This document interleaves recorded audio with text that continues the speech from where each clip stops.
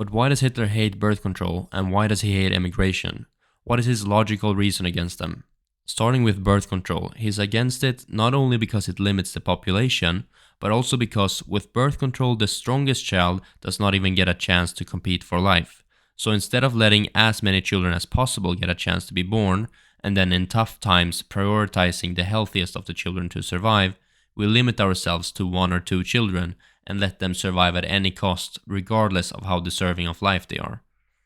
Even here, the loss in numbers is not decisive, but the terrible fact that through birth control, the highest potential values of a folk are destroyed at the very outset.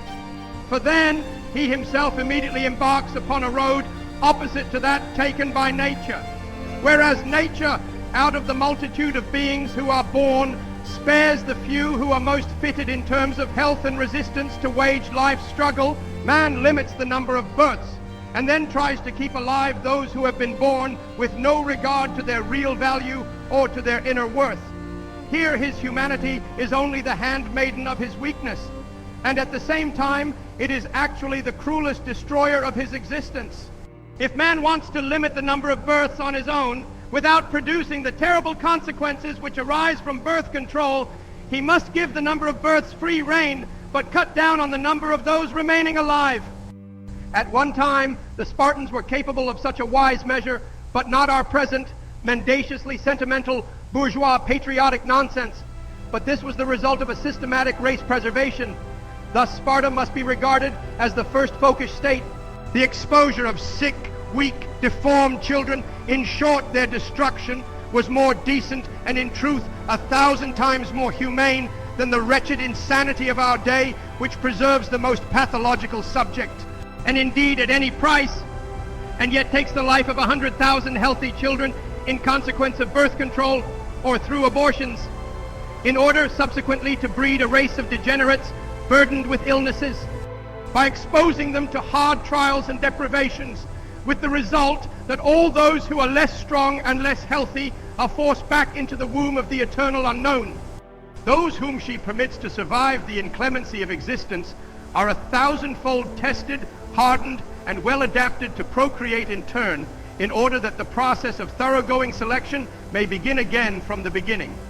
By thus brutally proceeding against the individual and immediately calling him back to herself as soon as he shows himself unequal to the storm of life, she keeps the race and species strong, in fact, raises them to the highest accomplishments. It is different, however, when man undertakes the limitation of his number. He is not carved of the same wood. He is humane. He knows better than the cruel queen of wisdom.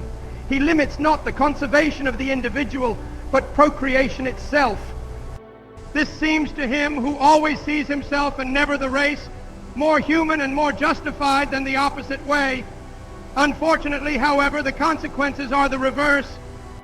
While nature, by making procreation free, yet submitting survival to a hard trial, chooses from an excess number of individuals the best as worthy of living, thus preserving them alone and in them conserving their species, man limits procreation, but is hysterically concerned that once a being is born, it should be preserved at any price.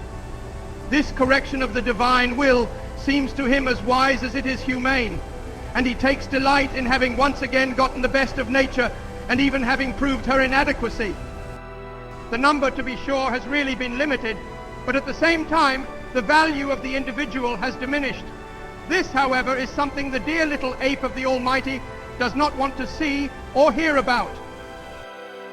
For as soon as procreation as such is limited and the number of births diminished, the natural struggle for existence, which leaves only the strongest and healthiest alive, is obviously replaced by the obvious desire to save even the weakest and most sickly at any price, and this plants the seed of a future generation which must inevitably grow more and more deplorable the longer this mockery of nature and her will continues. And the end will be that such a people will someday be deprived of its existence on this earth. For man can defy the eternal laws of the will to conservation for a certain time, but sooner or later vengeance comes. A stronger race will drive out the weak, for the vital urge in its ultimate form will, time and again, burst all the absurd fetters of the so-called humanity of individuals, in order to replace it by the humanity of nature, which destroys the weak to give his place to the strong. Therefore, anyone who wants to secure the existence of the German people by a self-limitation of its reproduction is robbing it of its future. I have already set forth the consequences of the fight against the child. They lie in a reduction of the count of individuals brought to life, so that a further selection cannot take place. On the contrary, people take pains that all who are once born are kept alive under any circumstances. Since, however, ability, energy, and so on are not necessarily connected with the firstborn, but instead become visible in each case only in the course of the struggle for existence, the possibility of a weeding out and a selection according to such criteria is removed. Nations become impoverished in talents and energies.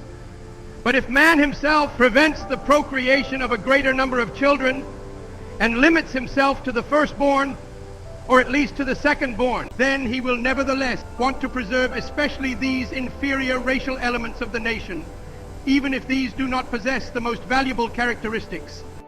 Thus, he artificially hinders nature's process of selection, he prevents it, and thereby helps to impoverish a nation of powerful personalities. He destroys the peak value of a folk. Besides this, Hitler means that what makes matters with birth control even worse is that it's usually the most intelligent and valuable people to a society that are the most likely to use it.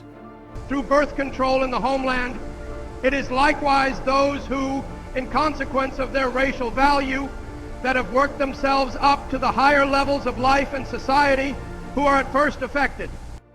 Whether they are of higher racial value is something else, but historical and sociological data does support the notion that wealthier and more highly educated individuals often have fewer children due to career priorities and access to birth control. Okay, that's why he abandons birth control as an option, but what about emigration? Check out the next part of this documentary below.